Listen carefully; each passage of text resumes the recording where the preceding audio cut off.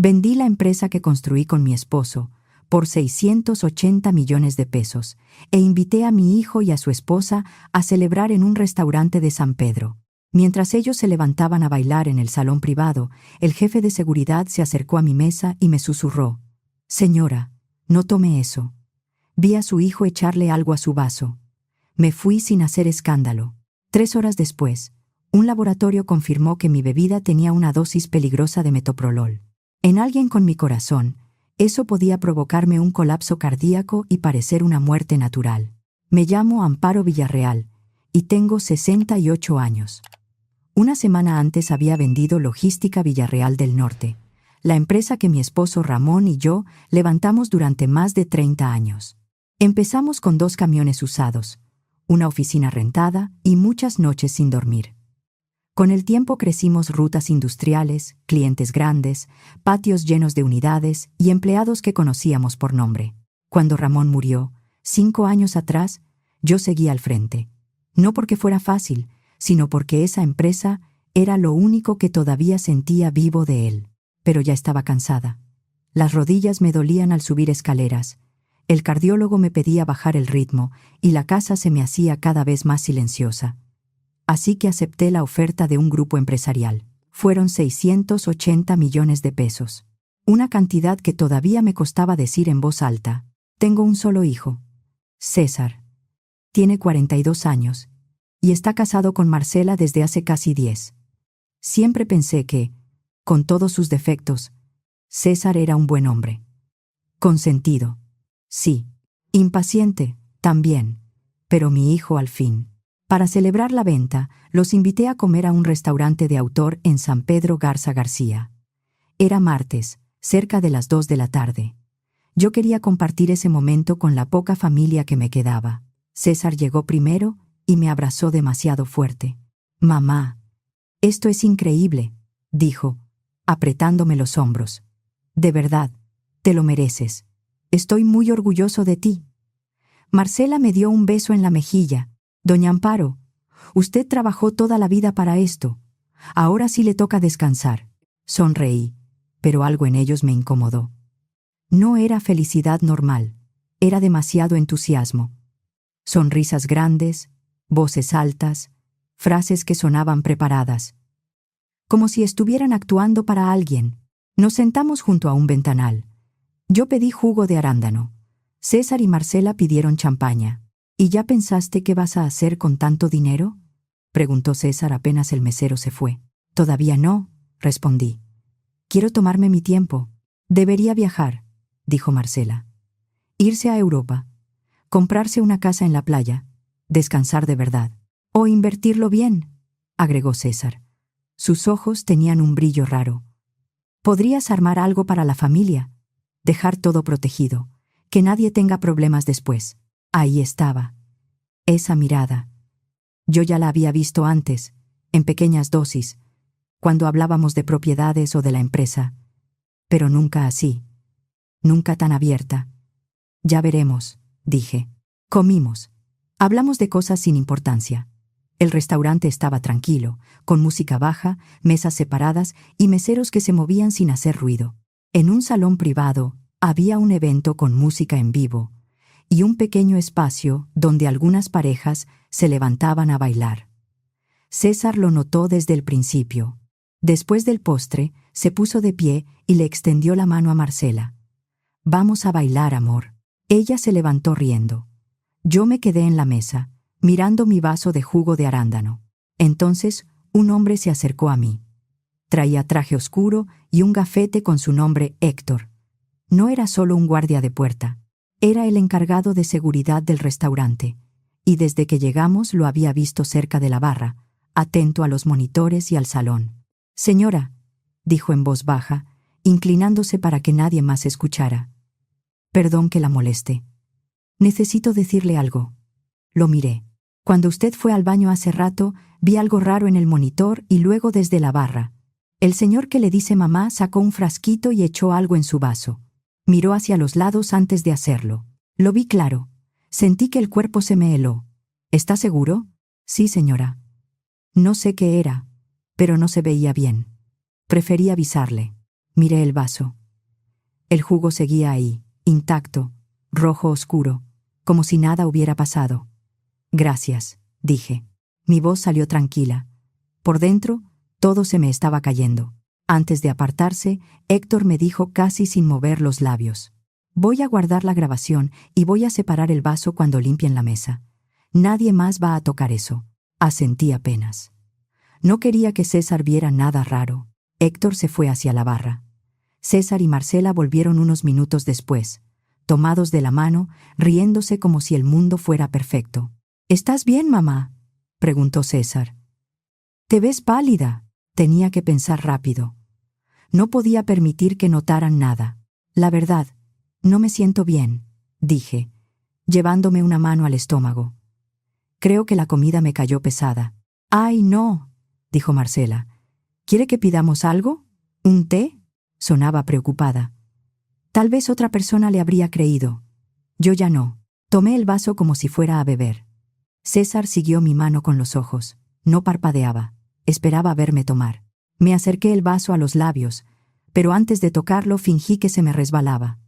El jugo cayó sobre el mantel y empezó a escurrirse hacia mi falda. «Qué torpe soy», dije, levantándome un poco. Marcela llamó al mesero. César hizo una mueca. Apenas un segundo, pero la vi. No fue preocupación, fue enojo. Mientras todos buscaban servilletas, yo tomé varias y las presioné contra el mantel mojado. Las empapé bien. Héctor pasó cerca como si fuera a ayudar al mesero y dejó una bolsa limpia sobre la mesa. Yo metí ahí las servilletas dobladas y guardé la bolsa en mi bolso.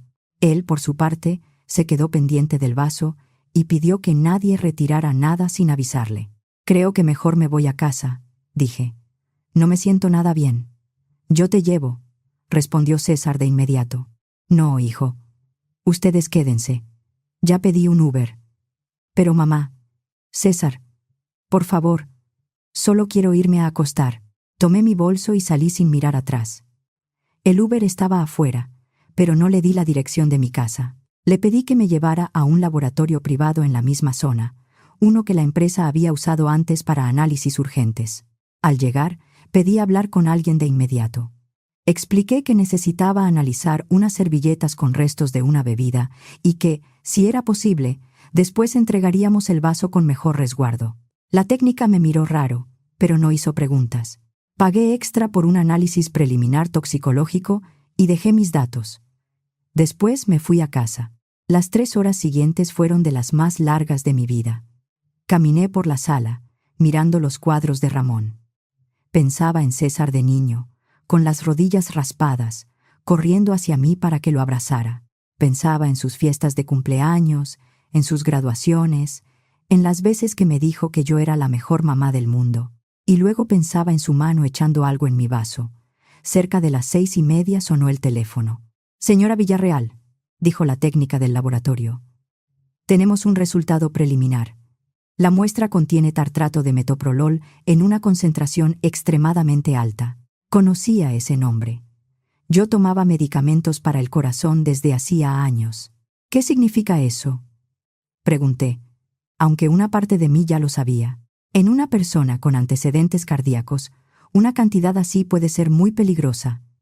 Puede provocar una caída severa de la presión, alteraciones del ritmo, pérdida de conciencia o un paro. Y podría confundirse con un evento cardíaco natural. Para algo legal, haría falta un dictamen formal y una muestra con cadena de custodia, pero no tomé nada de esa bebida. Me senté porque las piernas no me sostuvieron. César sabía de mi corazón. Todos lo sabían. «Gracias», dije, y colgué. No lloré. Me quedé sentada, sin saber qué hacer con eso. Mi hijo había intentado matarme. No en un arranque, no en una discusión. Lo había planeado durante una comida, sonriendo, llamándome mamá, esperando que yo bebiera. Cualquier persona habría llamado a la policía. Yo no lo hice. Una parte de mí todavía pensaba como madre antes que como víctima. En vez de eso, llamé a Clara Salinas. Clara era hija de Marta, una amiga de Ramón y antigua socia nuestra. La conocía desde que era estudiante de Derecho. Ahora tenía uno de los despachos más respetados de Monterrey. Si había alguien en quien podía confiar, era ella. «Amparo», contestó. «¿Todo bien?» «No», dije. «Necesito verte. Y necesito que esto quede entre nosotras por ahora». Le conté todo. El restaurante, Héctor, el vaso, las servilletas, el laboratorio y la grabación que él había prometido guardar. Clara guardó silencio unos segundos. «Podemos ir al Ministerio Público hoy mismo», dijo. «Lo sé. Pero no quieres hacerlo todavía. No hasta saber por qué. Quiero entender hasta dónde llegó esto». Clara respiró hondo. «Entonces vamos a investigar. Pero te lo digo claro, Amparo. Si esto es lo que parece, no estamos hablando de una pelea familiar. Estamos hablando de tentativa de homicidio. Y mientras decides, tú no vuelves a estar sola con ellos. Lo sé. Voy a revisar la situación de César y Marcela por vías legales, registros públicos, demandas, propiedades, movimientos que puedan documentarse. También voy a hablar con Héctor para resguardar el video y el vaso con acta. Mientras tanto, no comas ni bebas nada que ellos te den. Y no les digas que sabes». A la mañana siguiente, César me llamó mientras yo tomaba café en la cocina. «Mamá, ¿cómo amaneciste?», preguntó con voz dulce. «Mejor», respondí. Nos quedamos preocupados. Marcela casi no durmió. Lo escuché fingir preocupación y sentí asco. La tarde anterior había esperado verme caer. Le inventé que había hablado con el doctor y que seguro había sido algo que me cayó pesado. «Nada grave», añadí. «Qué bueno». De verdad me asusté. Cerré los ojos. Escucharlo decir eso me revolvía el estómago. «César», dije, cambiando el tono. «He estado pensando en algo». «Dime». «Con la venta de la empresa quiero dejar las cosas ordenadas. Tal vez armar un fideicomiso familiar. Algo que los proteja a ti y a Marcela en el futuro». Hubo una pausa. Después su voz cambió. Se volvió más viva. «¿En serio, mamá?» «Sí. Todavía tengo que revisarlo con abogados, pero creo que es momento. No sabes cuánto te lo agradezco. De verdad, eso nos daría mucha tranquilidad. Va a tomar tiempo. Unas semanas, quizá más. Hay que hacerlo bien». «Claro, claro. Tómate el tiempo que necesites. Marcela se va a poner feliz». Lo imaginé sonriendo al otro lado de la línea. «Te aviso cuando tenga avances», dije. Colgué y dejé el teléfono sobre la mesa. Había comprado tiempo. Mientras César creyera que estaba a punto de recibir dinero, no intentaría nada otra vez. Iba a esperar. Clara empezó a moverse ese mismo día. Contrató a un investigador privado y revisó registros públicos, demandas civiles, documentos mercantiles y avisos de embargo. También habló con personas del mundo financiero que podían confirmar lo que ya estaba en expedientes abiertos. Héctor entregó copia del video y el vaso quedó resguardado con una constancia notarial. Yo tuve que seguir actuando como si nada. César me llamaba cada 2 días. Marcela me mandaba mensajes llenos de corazones. «La queremos mucho, doña Amparo. Cuídese mucho. Nos urge verla». Yo respondía con calma. Les decía que estaba viendo abogados, que el fideicomiso iba bien, que pronto tendríamos una reunión. Fueron días horribles. Cada llamada me dejaba cansada. Cada mamá de César me abría una herida nueva. Casi 2 semanas después, Clara me citó en su despacho. Estaba en una torre de oficinas en San Pedro, con salas de cristal y una vista que antes me habría parecido bonita. Ese día no vi nada. Clara me esperaba en una sala de juntas. Tenía una carpeta gruesa sobre la mesa. «Siéntate, Amparo», dijo. Me senté. «César y Marcela están hundidos», empezó. «Deben más de 35 millones de pesos». No respondí. Clara abrió la carpeta. «No es una sola deuda. Son tarjetas vencidas, créditos personales, 2 camionetas que no han pagado, una hipoteca atrasada, otra propiedad puesta como garantía, intereses acumulados y préstamos con financieras privadas bastante agresivas». Me pasó varias hojas. Demandas, avisos de cobranza, amenazas de embargo. «Estaban a punto de perder la casa», dijo. «También tienen deudas con gente que no suele esperar mucho». Miré los papeles sin entender cómo habían llegado a eso. «¿Por qué no me pidió ayuda?», pregunté. Aunque me hubiera enojado, era mi hijo. «Tal vez por vergüenza», dijo Clara. «Tal vez porque sabía que no le ibas a soltar 35 millones para tapar años de irresponsabilidad. O tal vez porque ya no quería pedir. Quería quedarse con todo.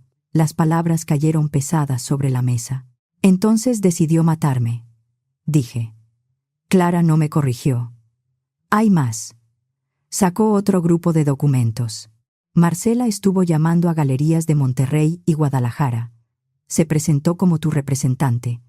Dijo que estabas enferma y que la familia estaba empezando a ordenar tus bienes. 2 galeristas desconfiaron y mandaron los correos a tu oficina anterior. Por eso pudimos documentarlo. Sentí un golpe en el pecho. ¿Qué bienes? La colección de Ramón. Me faltó el aire. Los cuadros de Ramón. 30 años de vida estaban en esas paredes. El primero lo compramos cuando apenas nos alcanzaba para pagar la nómina. Otro lo compró en nuestro aniversario 10. Había uno que eligió el día que nació César, porque dijo que quería que nuestro hijo creciera rodeado de belleza. ¿Quería venderlos? Pregunté. Estaba pidiendo valuaciones. No alcanzó a cerrar nada porque no tenía autorización real, pero lo intentó. La rabia me subió despacio, caliente, firme. Esos cuadros eran de Ramón, dije. No eran mercancía para tapar sus deudas. Clara asintió con seriedad. Y todavía falta lo peor. No quería escuchar más, pero ya no podía detenerlo. Clara puso sobre la mesa una copia de una carta poder falsa.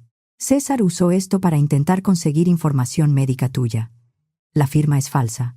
Con eso pidió copias de tu expediente clínico en una institución privada donde te atendiste hace años. No obtuvo todo, pero sí diagnósticos, medicamentos y notas suficientes para saber qué buscar. Me mostró hojas con fechas, diagnósticos, medicamentos. Estudió mi corazón, dije. Sí. Luego, sacó impresiones de búsquedas encontradas en una computadora portátil que César todavía usaba y que había sido devuelta durante la auditoría de cierre de la venta.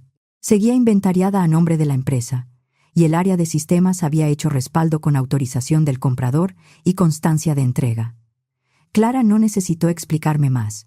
Conocía esos equipos, conocía esos respaldos. Leí las frases y sentí náusea. ¿Cómo provocar una muerte con betabloqueadores? ¿Cómo puede parecer natural una muerte cardíaca? Riesgos de metoprolol en pacientes con problemas del corazón. Me quedé mirando esas hojas. César no había cometido un error. No había sido un impulso. Había investigado. Había calculado. Había mirado mi expediente como quien estudia una cerradura antes de entrar a robar. ¿Qué hacemos?, pregunté. Clara cerró la carpeta. Podemos denunciar. Tenemos el testimonio de Héctor, la grabación del restaurante, el vaso resguardado, el resultado preliminar, la carta falsa, las búsquedas, las deudas y los correos de Marcela. No es poca cosa, pero para lo penal habrá que hacerlo bien, con dictámenes formales. La imaginé diciendo eso ante un fiscal. Imaginé a César esposado.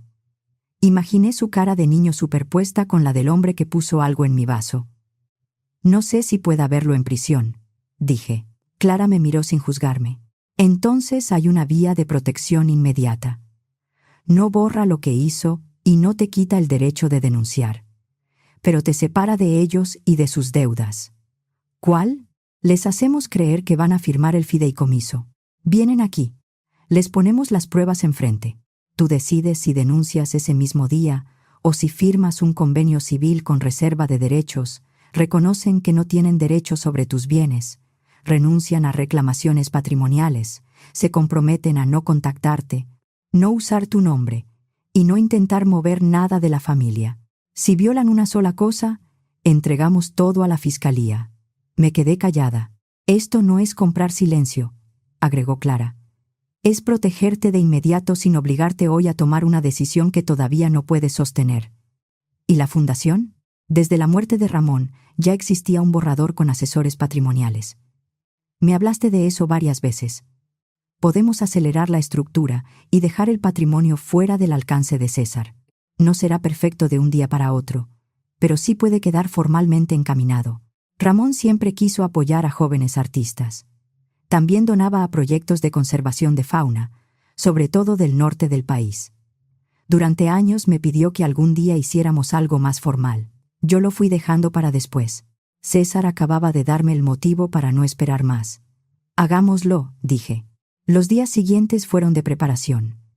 Clara trabajó con notarios, asesores fiscales y su equipo. Yo firmé documentos hasta que la mano me dolió.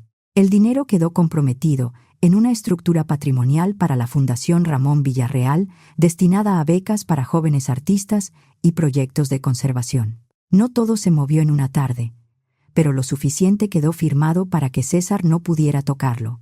La reunión se fijó para un jueves a las 2.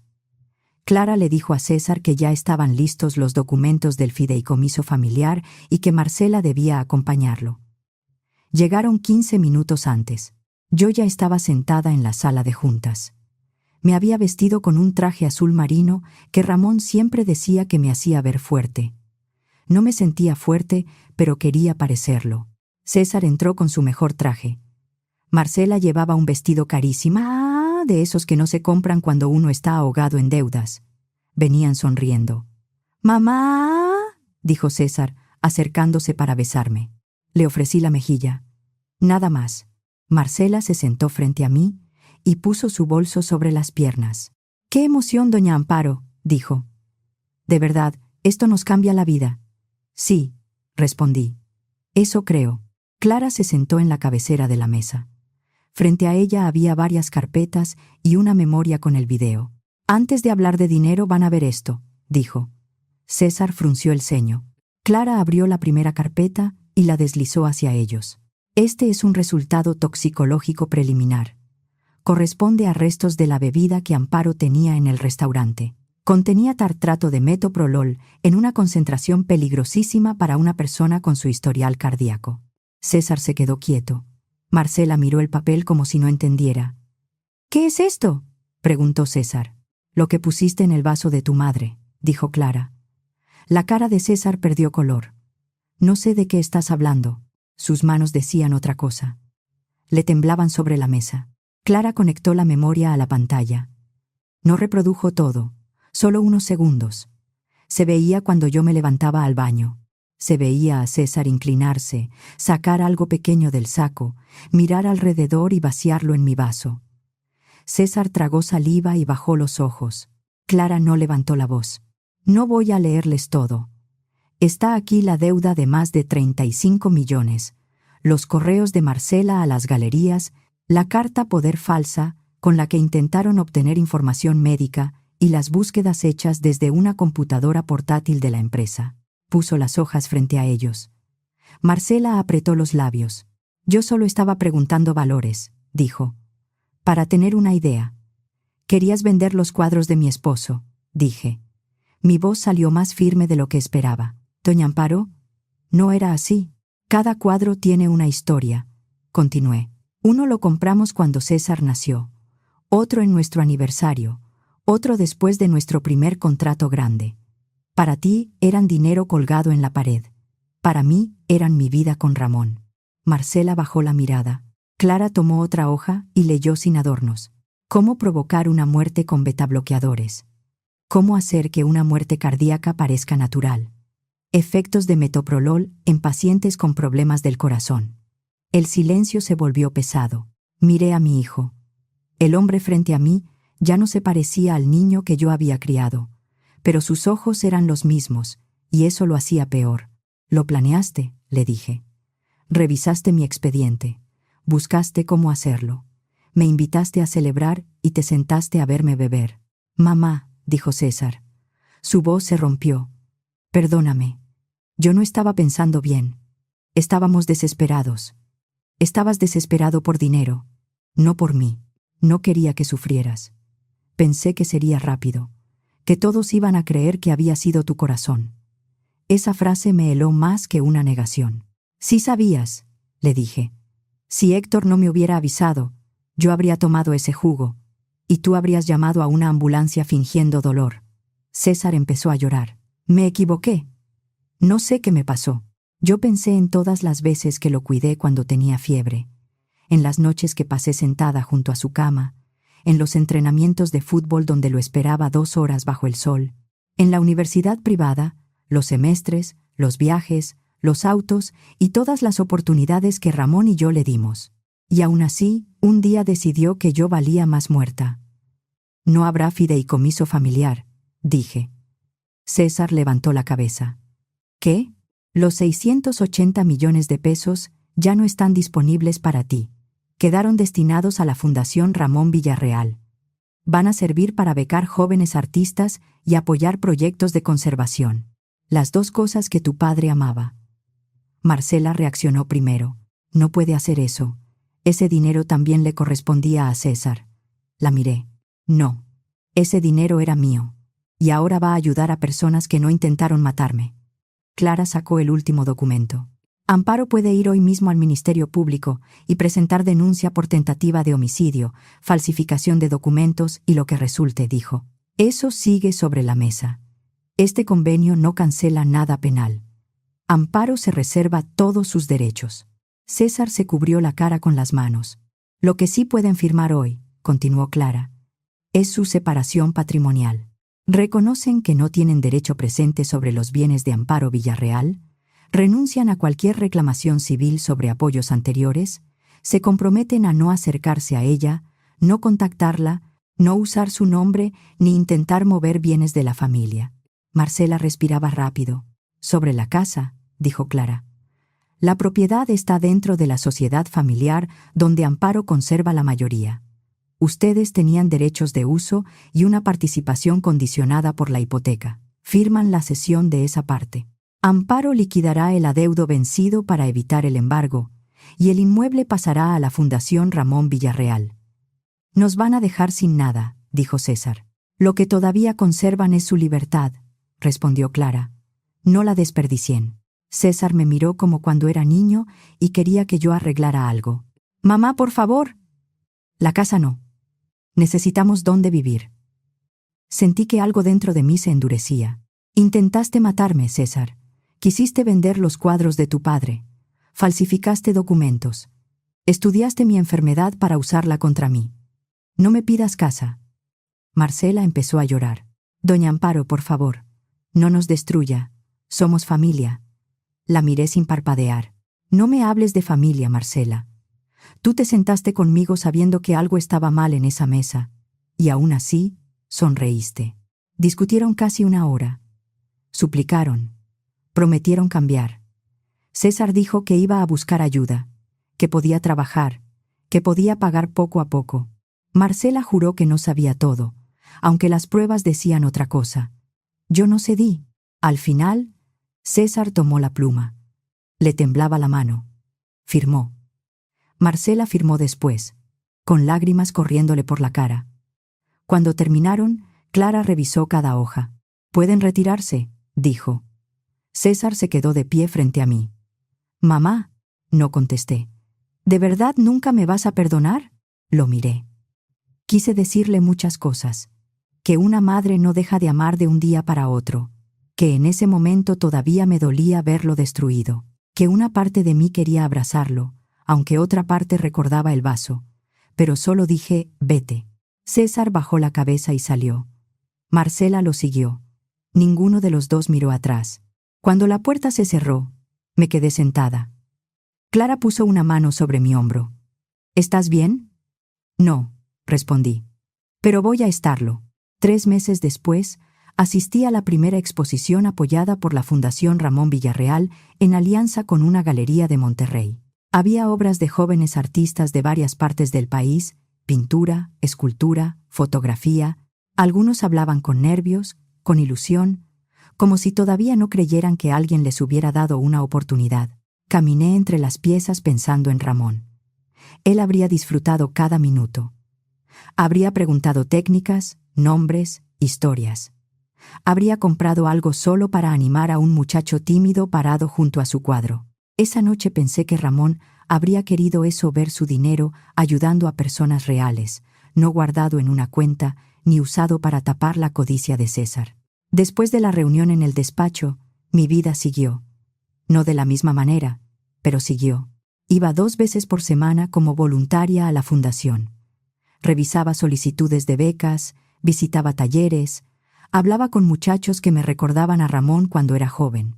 También apoyamos proyectos de conservación de fauna en Nuevo León, Coahuila y Tamaulipas. Pequeños esfuerzos, pero reales. Viajé un poco. Fui a lugares que Ramón y yo siempre habíamos querido conocer. No hice grandes fiestas. No compré una casa en la playa. No necesitaba demostrarle nada a nadie. Pero en mi casa quedó un hueco. Trataba de no nombrarlo. Quité las fotografías de César de la sala. La de su bautizo, la de su uniforme de primaria, la de su graduación. Las guardé en una caja y las subí al closet del cuarto de visitas. También lo quité de mis contactos de emergencia. Cambié mi testamento. Dejé instrucciones claras para que todo lo que quedara fuera a la fundación. Lo que no pude hacer fue sacarlo de mi corazón. Hay cosas que una madre no puede arrancarse aunque quiera. En las noches, cuando la casa se quedaba demasiado silenciosa, me acordaba de César niño, de cómo corría hacia mí cuando se caía, de cómo se dormía en el sillón esperando a que Ramón llegara de viaje, de la vez que me dijo que, cuando creciera, iba a comprarme una casa enorme para que nunca me faltara nada. A veces me preguntaba cuándo se había perdido. ¿En qué momento ese niño se convirtió en un hombre capaz de mirarme a los ojos y esperar que yo tomara veneno? Por conocidos supe algunas cosas. Nadie sabía lo que en verdad había pasado. Para el mundo, César y Marcela solo habían tenido una ruptura familiar con una madre difícil y una mala racha económica. Perdieron la casa. Se mudaron a un departamento pequeño, lejos de la vida que presumían. César aceptó un empleo de ventas en una empresa mediana. Marcela también tuvo que trabajar. Su matrimonio empezó a romperse bajo el peso de las deudas, los reclamos y la vergüenza. Una parte de mí sintió que era justo. Habían querido matarme por dinero y terminaron sin dinero. Otra parte, la que todavía recordaba a mi hijo con las rodillas raspadas, sintió tristeza. No por el hombre que intentó envenenarme, sino por el hombre que pudo haber sido. En las comidas con amigas, alguien preguntaba por él de vez en cuando. «¿Y César cómo está?», me dijo una tarde Susana, una amiga de muchos años. «Hace mucho que no lo veo». «Está bien», mentí. «Ocupado con su vida». «Qué bueno», respondió ella. «Siempre fue buen muchacho». Yo asentí y cambié de tema. Nadie en mi círculo sabía que mi hijo había intentado matarme. Nadie sabía que cada vez que alguien decía su nombre, yo sentía el mismo golpe en el pecho. Clara me llamaba cada pocas semanas. «¿Has pensado en verlo?», me preguntó una vez. «No, no te lo estoy sugiriendo», aclaró. «Solo quiero saber cómo estás». «Estoy como puedo. Eso también cuenta». La verdad era que sí lo había pensado. Me preguntaba si César se arrepentía de verdad o solo lamentaba haber perdido. Me preguntaba si alguna noche recordaba mi cara en esa sala de juntas, si se acordaba del vaso, si entendía lo que había roto. Luego recordaba sus ojos en el restaurante, la forma en que miró mi mano cuando levanté el jugo. Estaba esperando que yo bebiera. Con recordar eso, me bastaba. Un año después de todo, fui a una exposición más grande de la fundación. Al entrar, vi a un grupo de jóvenes junto a sus obras, nerviosos, orgullosos, acompañados por sus familias. Una muchacha lloraba abrazada de su madre porque había recibido una beca para estudiar arte. Un muchacho de Saltillo me dijo que, sin ese apoyo, habría tenido que dejar de pintar para trabajar tiempo completo. Me quedé mirándolos, y pensé que Ramón habría sido feliz ahí. No por la ceremonia ni por las cámaras, sino por esos muchachos que por fin podían respirar un poco. Esa noche volví a casa y encendí las luces de la sala. Los cuadros de Ramón seguían ahí. Me detuve frente a cada uno recordando la historia detrás. La galería donde nos conocimos. El viaje donde me pidió matrimonio. La pieza que compramos cuando nació César. Marcela quiso venderlos como si fueran muebles caros, pero para mí no tenían precio. No por lo que valían en el mercado, sino por lo que guardaban. Eran la prueba de una vida construida con amor, trabajo y memoria. Tenía 69 años. Tenía salud suficiente para levantarme cada mañana. Tenía libertad. Tenía una fundación que llevaba el nombre de mi esposo y hacía algo bueno en el mundo. Lo que no tenía era a mi hijo. Seguí viva. Pero perdí a César. No lo sentí como victoria, solo como la forma de seguir respirando sin permitir que su codicia me enterrara antes de tiempo.